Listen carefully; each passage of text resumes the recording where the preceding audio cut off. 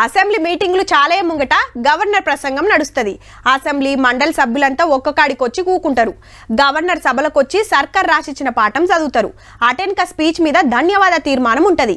Same గిట్లనే పార్లమెంట్లో కూడా జరుగుతుంది. ఫస్ట్ కాంచి చూద్దాం పాండ్రి మరి.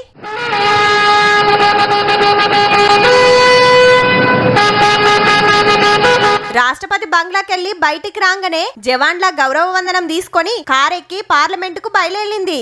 ముంగట వెనక గుర్రాల మీద సైనికులు, నడిమిట్ల కార్ల మేడం.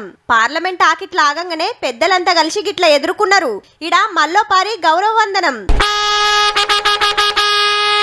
అందరు కలిసి పార్లమెంట్లకు నడిచిండ్రు. ముంగటున్న మనిషి చేతులున్నది రాజదండం. నిరుడు పార్లమెంట్లో పెట్టింది గిదే. కొత్తగా ఎంపీలు గెలిచినాక రాష్ట్రపతి మేడం పార్లమెంట్ కొచ్చుడు ఇదే తొల్తా. మహామహిం రాష్ట్రపతి జీ స్పీకర్ కుర్చీ ముంగట రాజదండం పెట్టినాక అందరు మీదికి వంగనే జనగణమన తోటి సభ చాలైంది. లోక్సభ రాజ్యసభ ఎంపీలంతా వచ్చిండ్రు. ఎలక్షన్ల గెలిచిన వాళ్ళందరికీ శుభాకాంక్షలు చెప్పి 10 ఏళ్ల ఎన్డీఏ ఏలువడి మంచిగుంది.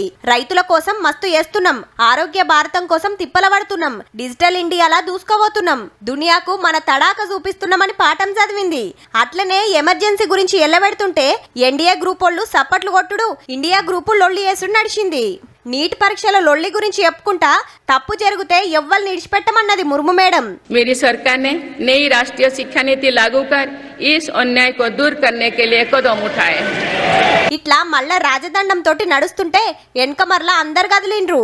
బయటికి రాగానే మల్లోపారి గౌరవ వందనం చేసినాక దగ్గరుండి మేడాన్ని కారెక్కించి రాష్ట్రపతి భవన్ కు సాగదోలిండ్రు.